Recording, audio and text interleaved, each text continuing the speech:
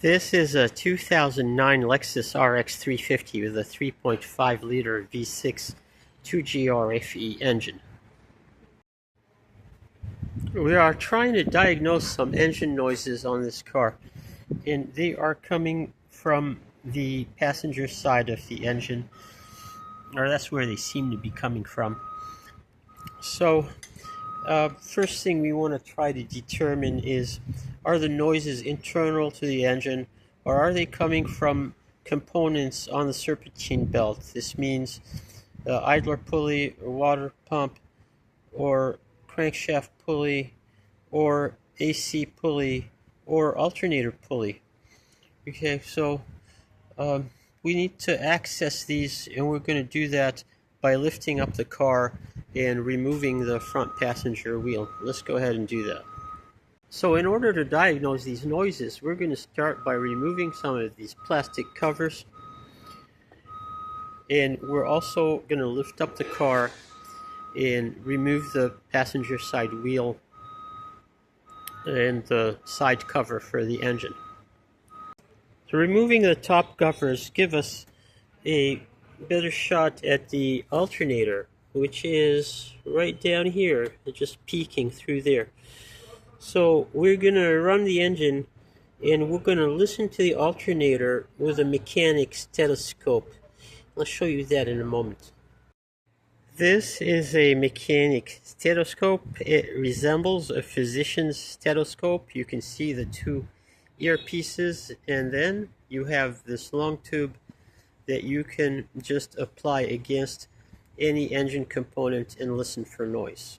The engine is running, and I have the stethoscope tube applied right up against the alternator, and I can't really tell if the noise is coming from the alternator or not. I've turned the AC on and off inside the car, and this does not seem to make any difference to the noise. I've got the wheel off. Next, I'm going to remove this side cover so I can have access to the engine. The side cover is off, and now I have some access to the engine. This is the crankshaft pulley. Up here is the tensioner pulley. This is the AC pulley. So I'm going to start by removing the belt and listen for noise with the engine running without the belt. This is a socket wrench with a 14mm pulley. I'm going to get this socket right onto the tensioner bolt, which is right up here. So the socket is right on the bolt. I'm going to turn it counterclockwise, and I'm going to have this little key ready to slip right into this hole, and I'll show you what that looks like in just a moment. So that hex key slipped through the hole, and it's holding the tensioner in the released position. And this removes the tension from the belt. You can see it's slack, and it will come off. The belt is completely off. The tensioner is released. Now I'm going to run the engine again and listen for the noise. Now, with the belt off, this means that the alternator and the AC pump and the tensioner pulley and the idler pulley and the water pump, none of those will be spinning. So if any of those are the source of the noise, we will not hear the noise. The belt is off, the engine is running, and it is as quiet as a mouse. So it's a relief that the noise is external to the engine, that it's not coming from inside the engine.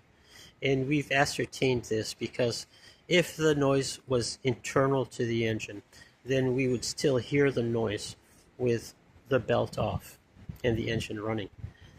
However, we still need to narrow down and pinpoint the source of the noise, because it could be either the alternator or the AC or the water pump or the tensioner. So here's what I'm going to do. I've got an alternate belt for this engine, And this is a belt that's used in performance applications of this engine where the AC is deleted. So this belt bypasses the AC. I'm going to put this on and run the engine. It will bypass the AC pulley. And if the engine runs quietly with the AC pulley bypassed, this will tell us that the AC pulley was the source. But if the noise continues, then we've narrowed it down in that case to either the water pump or the alternator or the tensioner. The AC delete belt is on, and as you can see, it bypasses the AC. It runs straight from the crankshaft pulley up to the alternator pulley, and just runs clear of the AC pulley. So now I'm going to run the engine and see what it sounds like.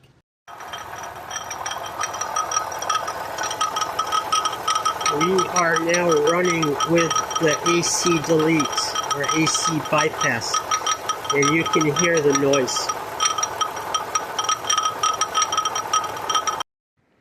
So now, continuing the process of elimination, I'm going to replace the top idler pulley that is right under the inlet to the thermostat. It's hard to see it here, but it's got a 14mm bolt, and it's not that hard to replace. This view is to give you a better idea of where the head of the bolt sits. So just as we're going through all of these gyrations, you notice this little puddle starting to form right under the car. And tracing where it's coming from is dripping right off the edge of the oil pan, and its color is red. It's coolant, it's not oil. Looking from the side where I can see where the drip is coming from, is dripping down from behind the crankshaft pulley, and let's get some light in there. It's coming right out of one of the water pump bolts right there. The next phase will be how to replace a water pump in a Lexus RX350. So stay tuned for that.